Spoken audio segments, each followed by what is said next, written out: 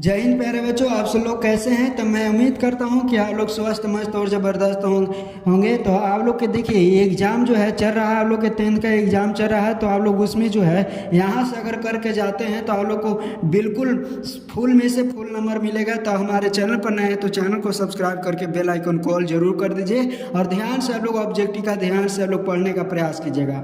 कि किस दर्पण की फोकस दूरी ऋणात्मक होती है। तो किस दर्पण की फोकस दूरी ऋणात्मक होती है, तो बिल्कुल राइट आंसर याद रखिएगा। यहाँ पे बिल्कुल बी हो जाएगा। अवतल दर्पण की फोकस दूरी क्या होती है, ऋणात्मक होती है। नेक्स्ट हमारा दूसरा क्या कहता है कि दर्पण की फोकस दूरी एफ और वक्रता त्रिज्या आर में क्या संबंध है। तो राइट आंसर बिल्कुल याद रखिएगा, एफ बराबर r/2 होता है। नेक्स्ट हमारा प्रश्न क्या कहता है कि समान दृष्टि के लिए समान दृष्टि की न्यूनतम दूरी होती है। तो कितना होती है, तो राइट आंसर याद रखिएगा 25 सेंटीमीटर होती है। नेक्स्ट हमारा प्रश्न क्या कहता है, आप लोग के सामने बिल्कुल ध्यान से देखिएगा। श्वेत प्रकाश का कौन सा रंग वर्ण कि इसके किसी प्रिज्म से गुजरने पर पहचान तो सबसे कम झुकाव होता है। तो किसका, तो लाल का सबसे कम झुकाव होता है। राइट आंसर बिल्कुल सी हो जाएगा। मानव देखिए मानव आंख की रेटिना द्वारा बना गया प्रतिबिंब यानी छवि कैसा होता है। तो बिल्कुल राइट आंसर याद रखिएगा, वास्तविक और उल्टा होता है। नेक्स्ट हमारा प्रश्न ध्यान से आप लोग देखते चलिए, आंसर को बिल्कुल टेक आउट करते चलिए। बिल्कुल इतना अगर याद कर लेते हैं तो मैं गारंटी के साथ कहता हूं कि आप लोग को 40 नंबर बिल्कुल 40 में से 40 आएगा आपको। ठीक है, 40 में से 40 आएगा। ऑब्जेक्टिव, आकाश का रंग नीला प्रतीत होता है किसके कारण। तो बिल्कुल याद रखिएगा, प्रकाश के परिकिरण के कारण आकाश का रंग नीला दिखाई देता है। किस दर्पण की वस्तु का प्रतिबिंब बड़ा होता है। तो किसी दर्पण का प्रतिबिंब क्या होता है, बड़ा होता है अवतल दर्पण में। नेक्स्ट हमारा प्रश्न क्या कहता है, निम्नलिखित में कौन सा लेंस निकट दृष्टि दोष को ठीक करने के लिए उपयोग किया जाता है। निकट दृष्टि दोष को दूर करने के लिए अवतल लेंस का प्रयोग किया जाता है। राइट आंसर बिल्कुल याद रखिएगा, सी हो जाएगा। कहता है कि निम्नलिखित में से कौन उपकरण विद्युत धारा के जो है उपस्थिति दर्शाता है। तो विद्युत धारा की उपस्थिति कौन दर्शाता है, गैल्वेनोमीटर। बिल्कुल राइट आंसर हो जाएगा ए। नेक्स्ट हमारा प्रश्न कहता है कि दाएं हाथ के अंगूठा के नियम किसके द्वारा प्रतिपादित किया गया था। तो याद रखिएगा, मैक्सवेल के द्वारा प्रतिपादित किया गया था। विभवांतर का एसआई मात्रक पूछ रहा है तो याद रखिएगा वोल्ट हो जाएगा। आप लोग बिल्कुल याद करते चलिए, एक बार रिवीजन कर लीजिए। वीडियो को एक बार देखिए, 2 बार देखिए, जब तक ना समझ में आए जब तक देखते रहिए। ठीक है, निम्नलिखित में किस संयोग द्वारा प्रतिरोधक का मान बढ़ता है। तो श्रेणी क्रम में प्रतिरोधक का मान बढ़ता है। नेक्स्ट हमारा प्रश्न कहता है चुंबकीय बल रेखाएं की प्राकृतिक होती है तो क्या होती है, काल्पनिक होती है। राइट आंसर बिल्कुल ये हो जाएगा। कहता है कि 1 किलोवाट घंटा किसके बराबर होता है। तो 1 किलोवाट घंटा किसके बराबर होता है, 3.6 गुने 10 के पावर 6 जूल के बराबर होता है। याद रखिएगा, यहाँ पे सी बिल्कुल राइट आंसर हो जाएगा। नेक्स्ट प्रश्न कहता है नवीकरणीय ऊर्जा का स्रोत क्या है। तो नवीकरणीय ऊर्जा का स्रोत क्या है, आप सभी को पता होगा कि यहाँ पे सौर ऊर्जा है जो नवीकरणीय ऊर्जा का स्रोत है। नेक्स्ट हमारा प्रश्न कहता है कि कौन सा लेंस अपसारी लेंस कहा जाता है। तो कौन सा लेंस को, तो अवतल लेंस को अपसारी लेंस कहा जाता है। प्रकाश के प्राथमिक वर्ण है। तो प्रकाश के प्राथमिक रंग जो है उपयोग सभी हो जाएगा, नीला भी है, लाल भी है, हरा भी है। बिल्कुल राइट आंसर हो जाएगा डी। निम्नलिखित में से कौन सा नेत्र का रंगीन भाग है। तो नेत्र का रंगीन भाग है जो आइरिस, जिसको हम लोग परितारिका कहते हैं।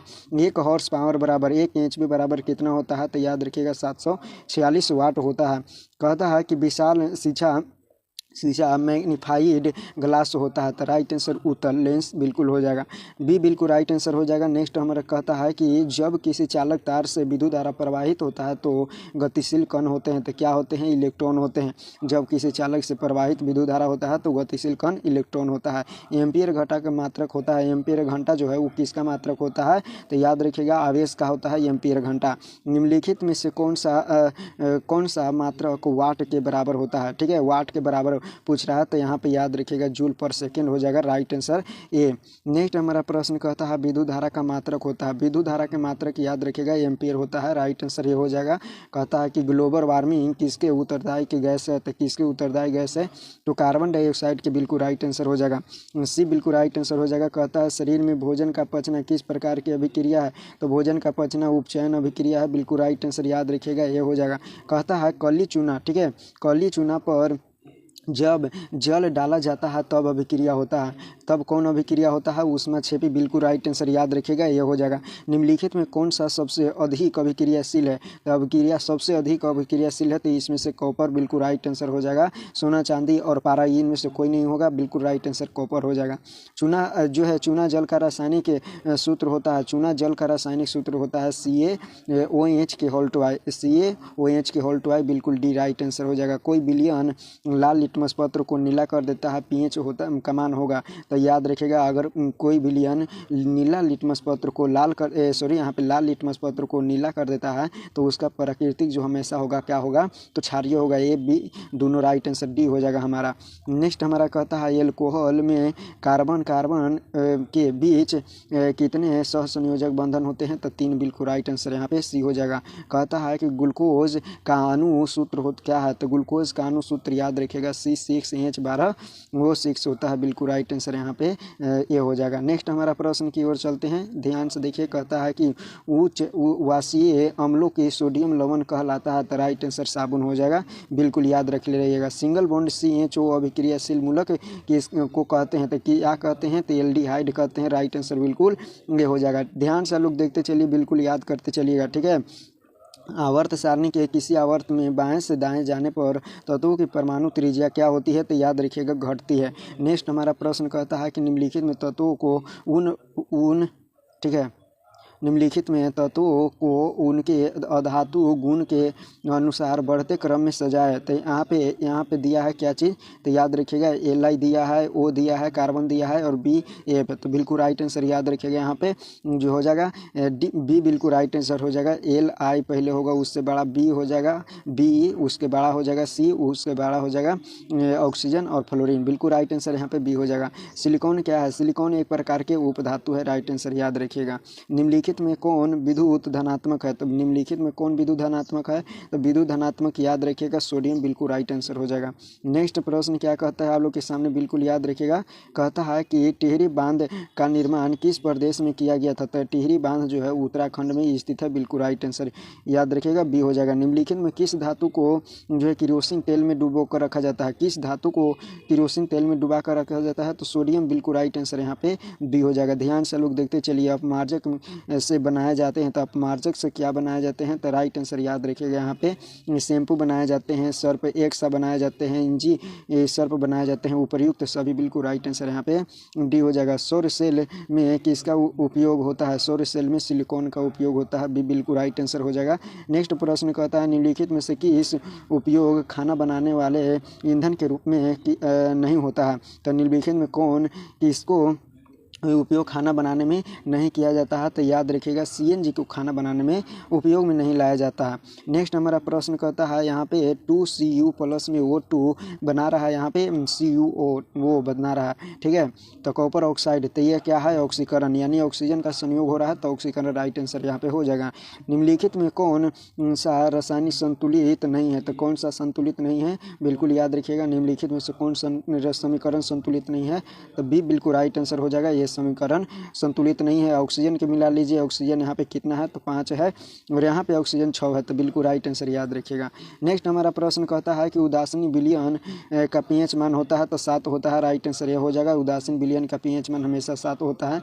निम्नलिखित में कौन दुर्बल अम्ल है, तो निम्नलिखित में कौन दुर्बल अम्ल है, तो CH3COOH, बिल्कुल याद रखिएगा, ठीक है।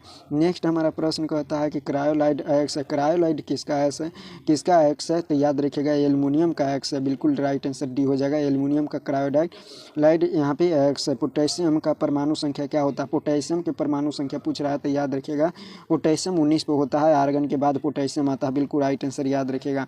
याद रखिए यहाँ पे क्या कहता है कि जो है फॉर्मिक अम्ल का IUPAC नाम होता है, फॉर्मिक अम्ल का IUPAC नाम पूछ रहा है, तो मेथनोइक अम्ल होता है, बिल्कुल याद रखिएगा। इतना अगर याद कर लेते हैं तो आपको बिल्कुल दिक्कत नहीं होता है। याद रखिएगा इथाइल अल्कोहल का अणुसूत्र क्या होता है, तो C2H5OH, बिल्कुल राइट आंसर यहाँ पे सी हो जाएगा। कहता है एल्काइल कौन है, तो एल्काइल कौन है, तो याद रखिएगा C2H जो है 2, बिल्कुल राइट आंसर हो जाएगा एल्काइल, एल्काइल हो जाएगा। बिल्कुल देखिए यहाँ पे चीनी का रासायनिक सूत्र पूछ रहा है, चीनी का रासायनिक सूत्र क्या हो जाएगा, तो याद रखिएगा कार्बन 12 होता है, ऑक्सीजन 22 होता है और हाइड्रोजन 22 होता है और यहाँ पे ऑक्सीजन 11 होता है, राइट आंसर यहाँ पे क्या हो जाएगा, तो याद रखिएगा बी हो जाएगा। नेक्स्ट हमारा प्रश्न कहता है एसिटिलीन में कार्बन कार्बन के बीच सहसंयोजक बंधन की संख्या होती है, तो याद रखिएगा 3 होता है। है।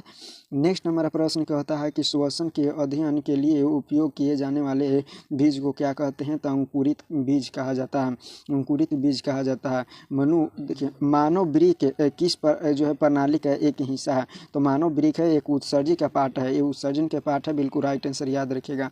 नेक्स्ट हमारा प्रश्न कहता है पौधे में जो है जाइलम निम्नलिखित में से किसका परिवहन के लिए जिम्मेवार होता है? परिवहन किसका करता है? कौन? तो जाइलम। तो जाइलम जल को परिवहन करता है, जल से जल और जल से जाइलम, भी बिल्कुल याद कर लीजिएगा। श्वसन के दौरान कौन सी गैस निकलती है? तो श्वसन के दौरान कौन सी गैस निकलती है? तो कार्बन डाइऑक्साइड, बिल्कुल राइट आंसर यहाँ पे ए हो जाएगा। नेक्स्ट हमारा प्रश्न कहता है कि फलों के पकाने के लिए निम्नलिखित में से किसका नियंत्रित किया जाता है? तो फलों के पकाने को निम्न में से किससे नियंत्रित किया जाता है? तो एथिलीन से नियंत्रित किया जाता है। राइट आंसर बिल्कुल क्या हो जाएगा? तो यहाँ पे सी हो जाएगा। नेक्स्ट प्रश्न आप लोग के सामने बिल्कुल याद रखिएगा, न्यूरॉन का वह हिस्सा जहाँ जानकारी हासिल की जाती है तो क्या कहलाता है? तो याद रखिएगा डेंड्राइट कहा जाता है, डेंड्राइट कहा जाता है, बिल्कुल राइट आंसर यहाँ पे क्या हो जाएगा? तो ए हो जाएगा। तो हम लोग 60 प्रश्न अभी किए हैं, बिल्कुल आप लोग 61 से ध्यान से देखिएगा, ठीक है। उससे पहले कि हमारे चैनल पर नए हैं तो चैनल को पहले सब्सक्राइब करके बेल आइकन को ऑल कर दीजिए, बिल्कुल आप लोग को इसी तरह से वीडियो मिलता रहेगा। चलिए तो देखिए यहाँ पे निम्नलिखित में से कौन सा जो है आपातकाल का हार्मोन कहा जाता है? तो आपातकाल कौन हार्मोन है? तो याद रखिएगा यहाँ पे एड्रेनालिन, बिल्कुल राइट आंसर ए हो जाएगा। निम्नलिखित में से कौन सी अनैच्छिक क्रिया नहीं है? अनैच्छिक क्रिया नहीं कर रहा है तो चबाना जो है अनैच्छिक क्रिया नहीं है, तुम्हारी इच्छा के अनुसार ये होता है, इसलिए ये ऐच्छिक क्रिया है, बिल्कुल याद रखिएगा। बिल्कुल ध्यान से देखिए, मानव में गर्भ की अवधि कितनी होती है? तो गर्भ की अवधि बिल्कुल याद रखिएगा 9 माह। कितना? 9 माह। तो 9 माह में जो है याद रखिएगा 9 माह 30 से जो है 3 से गुना कर दीजिए 9 में, ठीक है। तो 9 में गुना करेंगे तो 27 हो जाएगा और एक जीरो बैठा दीजिए यानी 270 दिन, बिल्कुल राइट आंसर हो जाएगा यहाँ पे, ये बिल्कुल राइट आंसर हो जाएगा, ठीक है। ये बिल्कुल राइट आंसर हो जाएगा 270 दिन, बिल्कुल। देखिए गंगा एक्सा प्लान कब शुरू हुआ? कब शुरू हुआ था? तो याद रखिएगा 1985 ईस्वी में ये शुरू हुआ था, गंगा एक्सान प्लान, याद रखिएगा। कहता है मुकुलन द्वारा लैंगिक जनन निम्नलिखित में किसके द्वारा होता है? मुकुलन द्वारा पूछ रहा है, मुकुलन द्वारा। तो किसके द्वारा? तो ईस्ट में होता है। किस में होता है? ईस्ट में होता है। निम्नलिखित में से कौन सी जो है निम्नलिखित में से कौन सी बीमारी श्वसन तंत्र से संबंधित है? तो कौन सी बीमारी श्वसन तंत्र से संबंधित है? टीबी, बिल्कुल राइट आंसर हो जाएगा। टीबी यहाँ पे राइट आंसर हो जाएगा, बिल्कुल याद कर लीजिएगा। निम्नलिखित देखिए मनुष्य और अन्य मांसाहारी जीव निम्नलिखित में से किसका पाचन नहीं कर पाते हैं? तो किसका पाचन नहीं कर पाते हैं? तो राइट आंसर बिल्कुल याद रखिएगा, यहाँ पे सेल्यूलोज को पाचन नहीं कर पाते हैं। नेक्स्ट हमारा प्रश्न कहता है कि ब्रेन हेमरेज का मुख्य कारण क्या है? तो ब्रेन हेमरेज का मुख्य कारण याद रखिएगा हाइपरटेंशन, बिल्कुल याद रखिएगा। ब्रेन हेमरेज का मुख्य कारण हाइपरटेंशन होता है, बिल्कुल ध्यान से देखिए। कहता है निम्नलिखित में से परजीवी पदार्थ का उदाहरण है? परजीवी यानी दूसरे पर रहकर अपना पोषण प्राप्त करता है, ठीक है, तो उसी को कहते हैं परजीवी। तो याद रखिएगा कष्टुटा, बिल्कुल राइट आंसर हो जाएगा। नेक्स्ट प्रश्न कहता है हृदय से रक्त को संपूर्ण शरीर में पंप किया जाता है? तो हृदय से रक्त को संपूर्ण शरीर में पंप किया जाता है किसके द्वारा? टॉर्लिनो के द्वारा किया जाता है, याद रखिएगा। देखिए यहाँ पे कहता है हाइड्रा में लैंगिक जनन की कौन सी विधि पाई जाती है? तो हाइड्रा में भी मुकुलन पाया जाता है और ईस्ट में भी मुकुलन पाया जाता है, बिल्कुल राइट आंसर ये हो जाएगा। जनन संचारित रोग है, तो जनन से जो संचारित रोग होता है एड्स भी होता है, सिफिलिस भी होता है, गोनोरिया भी होता है, यहाँ पे राइट आंसर डी हो जाएगा।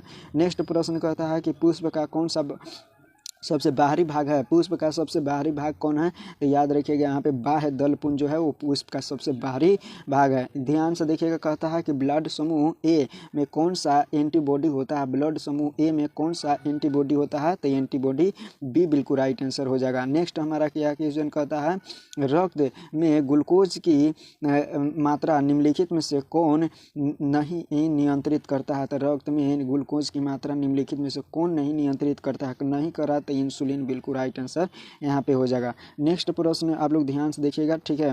कहता है पादप वृद्धि हार्मोन है। नेक्स्ट प्रश्न कहता है पादप वृद्धि हार्मोन है, पादप वृद्धि हार्मोन कौन है? तो याद रखिएगा यहाँ पे राइट आंसर बिल्कुल ये हो जाएगा, जिबरेलिन्स हो जाएगा। हार्मोन स्रावित होता है, हार्मोन कहाँ से स्रावित होता है? तो अंतःस्रावी ग्रंथियाँ से स्रावित होती है हार्मोन, बिल्कुल याद रखिएगा, हार्मोन अंतःस्रावी ग्रंथियाँ से स्रावित होती है। नेक्स्ट हमारा प्रश्न क्या कहता है आप लोग के सामने है, मनुष्य के मुख गुहा में कितनी जोड़ी जोड़ी लार ग्रंथियाँ पाई जाती है? तो कितनी जोड़ी लार ग्रंथियाँ पाई जाती है? तो 3 जोड़ी लार ग्रंथियाँ पाई जाती है। याद रखिएगा 3 जोड़ी। पहला है सबमैंडिबुलर ग्रंथि, दूसरा है सबलिंगुअल ग्रंथि और पैरोटिड ग्रंथि। 3 ग्रंथियाँ हैं, बिल्कुल याद रखिएगा। लार ग्रंथियाँ 3 पाई जाती है। देखिए एंड्रोजीन है, एंड्रोजन है एक प्रकार के क्या है? तो मेल हार्मोन है। मेल हार्मोन कहे तो नर हार्मोन, बिल्कुल राइट आंसर हो जाएगा ए। देखिए सबसे लास्ट प्रश्न है यहाँ पे, सबसे लास्ट प्रश्न है। हम लोग 80 प्रश्न कर लिए। 80 प्रश्न बिल्कुल याद रखिएगा। 80 प्रश्न अगर कर लेते हैं 40 नंबर आपको कोई नहीं रोक सकता है। ध्यान से देख लीजिएगा। कहता है कि मटर जो है, मटर को अपने प्रयोग में लिए किसने चुना था? तो ये जो है आप लोग को आंसर बिल्कुल कमेंट में देना है, ठीक है। कमेंट में इसका आंसर देना है। यहाँ पे राइट आंसर क्या हो जाएगा आप लोग को कमेंट में भर देना है, ठीक है। तो इसका राइट आंसर क्या हो जाएगा कमेंट में भर देना है, आप लोग जरूर कर दीजिए। नेक्स्ट हमारा क्वेश्चन कहता है कि प्रकाश की किरणें गमन करती है, प्रकाश की किरणें गमन करती है, बताइएगा इसका राइट आंसर क्या हो जाएगा। 2017 और 20 में ये क्वेश्चन पूछ चुका है। सीधी रेखा में गमन करती है, बिल्कुल राइट आंसर हो जाएगा यहाँ पे। प्रकाश की किरणें सीधी रेखा में। प्रकाश के परावर्तन के कितने नियम होते हैं? यहाँ पे देख सकते हैं 2015 में और 2020 में ये क्वेश्चन पूछ चुका है। तो प्रकाश के अपवर्तन और प्रकाश के परावर्तन दोनों के 2 नियम होते हैं, बिल्कुल राइट आंसर याद रखिएगा, 2 नियम होते हैं। नेक्स्ट हमारा प्रश्न है परावर्तन के नियम से निर्धारित होता है। 2017 में ये क्वेश्चन पूछ चुका है। बिल्कुल वैसे वैसे प्रश्न लेके आए हैं जो कि आपके बिहार बोर्ड में बहुत ही हेल्पफुल होने वाला है। तो याद रखिएगा आपतन कोण बराबर परावर्तन कोण, बिल्कुल राइट आंसर यहाँ पे ये हो जाएगा, ठीक है। आप लोग याद करते चलिए, बिल्कुल आंसर को कमेंट में देते चलिए। परावर्तन जो है प्रकाश तरंग का उदाहरण है, तो किस तरंग का उदाहरण है? तो राइट आंसर बिल्कुल याद रखिएगा, विद्युत चुम्बकीय तरंग का उदाहरण है। 2017 में एक क्वेश्चन पूछ चुका है।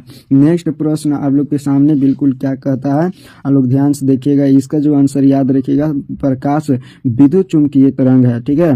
विद्युत चुम्बकीय तरंग याद रख लीजिएगा। नेक्स्ट प्रश्न है कि समतल दर्पण द्वारा बना प्रतिबिंब होता है। 2014 में और 2016 में एक क्वेश्चन पूछ चुका है। तो बताइए समतल दर्पण द्वारा बना प्रतिबिंब क्या होता है? तो बी बिल्कुल राइट आंसर हो जाएगा, काल्पनिक होता है। बी बिल्कुल राइट आंसर काल्पनिक होता है। ध्यान से लोग देखते चलिए, ठीक है। कि समतल द्वारा हमेशा जो है प्रतिबिंब कैसे प्राप्त होता है? तो काल्पनिक प्रतिबिंब प्राप्त होता है। 2015 में और 16 में एक क्वेश्चन पूछ चुका है। 2025 में पूछे जाने की सबसे ज्यादा संभावना है, इसलिए इसको याद कर लीजिएगा। चलिए नेक्स्ट हमारा प्रश्न क्या कहता है कि एक आभासी किरण पुंज समतल दर्पण पर आपतित होती है। एक आभासी किरण पुंज समतल दर्पण पर आपतित होती है, परावर्तित किरण पुंज होगी। तो बताइए एक आभासी कह रहा है कि एक आभासी किरण पुंज समतल दर्पण द्वारा आपतित होता है, यह होती है परावर्तित किरण पुंज होगी। तो क्या होगी? इसका राइट आंसर 2023 में क्वेश्चन पूछ चुका है। तो इसका राइट आंसर याद रख ले रहिएगा, ठीक है। इसका राइट आंसर क्या हो जाएगा आप लोग ध्यान से देख लीजिए। जो है परावर्तित किरण पुंज जो होगा वो आभासी हो जाएगा। क्या हो जाएगा? आभासी हो जाएगा। बिल्कुल आप लोग याद कर लीजिए। इसका राइट आंसर बी हो जाएगा, ठीक है। बी बिल्कुल राइट आंसर हो जाएगा। तो आप लोग चैनल पर नए हैं तो सबसे पहले चैनल को सब्सक्राइब जरूर कर दीजिए। नेक्स्ट प्रश्न कहता है कि समतल दर्पण द्वारा बना प्रतिबिंब होता है। तो ऊपर भी बताएं समतल दर्पण द्वारा बना प्रतिबिंब कैसा होता है? तो काल्पनिक होता है। बिल्कुल राइट आंसर बी हो जाएगा, ठीक है। ऊपर भी इसको हम कराएं कि समतल दर्पण द्वारा बना प्रतिबिंब, ये 2023 में है, पूछ चुका है प्रश्न। नेक्स्ट प्रश्न की ओर हम लोग चलते हैं। कहता है कि किसी समतल दर्पण द्वारा आवर्धन होता है। तो किसी समतल दर्पण द्वारा आवर्धन होता है 2023 में ये क्वेश्चन पूछ चुका है। +1 राइट आंसर हो जाएगा, ठीक है। ये बिल्कुल राइट आंसर हो जाएगा। नेक्स्ट प्रश्न की ओर चलने से पहले वीडियो को लाइक जरूर कर दीजिए, ठीक है। वीडियो को लाइक जरूर कर दीजिए। तो चलिए नेक्स्ट प्रश्न हमारा क्या कहता है आप लोग के सामने, बिल्कुल ध्यान से। इसका +1 हो जाएगा। समतल दर्पण की फोकस दूरी होती है, समतल दर्पण की फोकस दूरी होती है 2021 में ये क्वेश्चन पूछ चुका है। अनंत राइट आंसर बिल्कुल याद रखिएगा, अनंत हो जाएगा। देखिएगा यहाँ पे जो है समतल दर्पण की फोकस दूरी पूछ रहा है, समतल दर्पण की फोकस पूछ रहा है, तो अनंत याद रख लीजिएगा। अनंत बिल्कुल राइट आंसर हो जाएगा। नेक्स्ट प्रश्न कहता है कि अवतल दर्पण के सामने वस्तु कहाँ रखा जाए ताकि प्रतिबिंब उल्टा, वास्तविक और समान आकार का बने। 2020 में ये क्वेश्चन पूछ चुका है, तो कहाँ पे हम लोग वस्तु को रखेंगे कि प्रतिबिंब जो है उल्टा, वास्तविक और समान आकार के बने। तो राइट आंसर इसका जो है याद रख लीजिएगा, वक्रता केंद्र पर। ठीक है, वक्रता केंद्र पर रखेंगे तो बिल्कुल राइट आंसर इसका प्राप्त प्रतिबिंब होगा। ठीक है, प्रतिबिंब जो है समान आकार के जहाँ पे कहे तो वहाँ पे रखेंगे वक्रता केंद्र पर। जब भी समान आकार के कहेगा तो वक्रता केंद्र पर रखेंगे, बिल्कुल आप लोग याद रख लीजिएगा। ठीक है, नेक्स्ट प्रश्न कहता है कि उत्तल दर्पण में बना काल्पनिक प्रतिबिंब होता है। 2021 में दोनों सीटिंग में एक क्वेश्चन पूछ चुका है। ठीक है, 2021 में सीधा और हासित होता है, सीधा और हासित बिल्कुल से राइट आंसर हो जाएगा। दर्पण का सूत्र है 2020 में और 2021 में एक क्वेश्चन हो चुका है। तो दर्पण सूत्र होता है 1/v प्लस में 1/e बराबर में 1/a, बिल्कुल राइट आंसर हो जाएगा।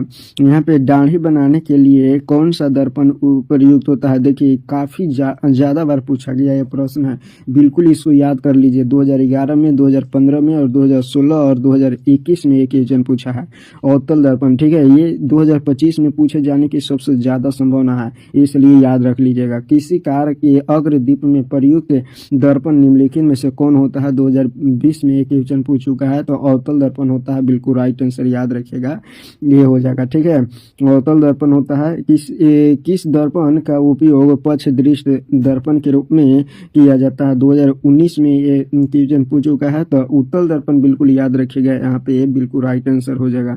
देखिए नई कार्तीय परिपाटी के अनुसार दर्पण के सामने रखे गए बीम की दूरी ली जाती है, तो नई कार्तीय के अनुसार ऋणात्मक। ठीक है, 2019 में क्वेश्चन पूछा हुआ है।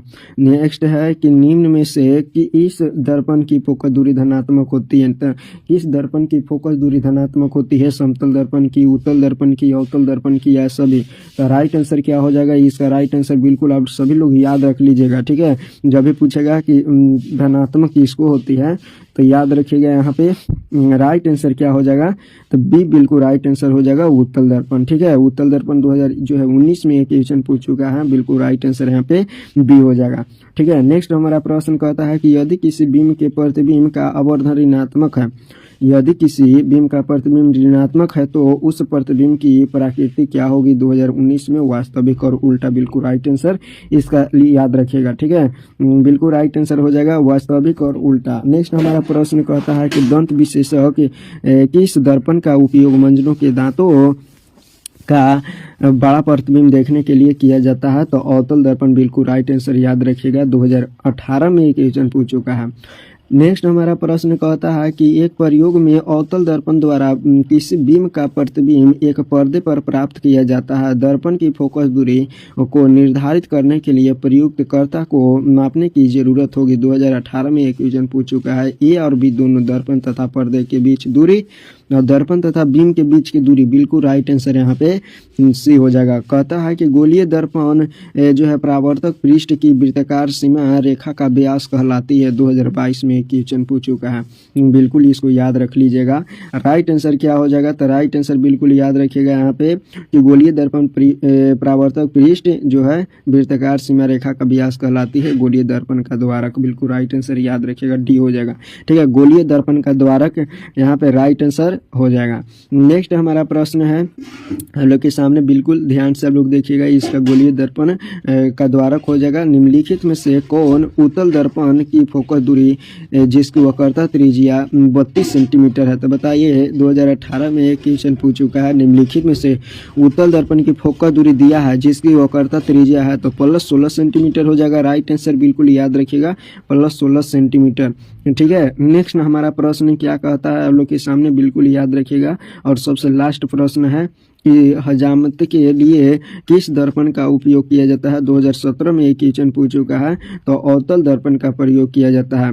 देखिए सबसे लास्ट और 25वां क्वेश्चन है कि काल्पनिक प्रतिबिंब होता है। 2025 में एक क्वेश्चन पूछा हुआ है, तो काल्पनिक प्रतिबिंब हमेशा सीधा होता है। राइट आंसर बिल्कुल ए हो जाएगा। तो इस तरह से हम लोग 25 क्वेश्चन किए और 25 क्वेश्चन ऐसा किए ताकि इसमें से वहाँ पे जाइएगा तो लड़ेगा ही लड़ेगा। ठीक है, तो इसलिए इसको याद कर लीजिए, एक बार वीडियो को देखिए, 2 बार देखिए, ठीक है, लेकिन आप याद कर लीजिए। तो हम लोग मिलेंगे किसी नेक्स्ट सेशन के साथ, तब तक के लिए जय हिंद। आप लोग इसको याद करके जाइएगा।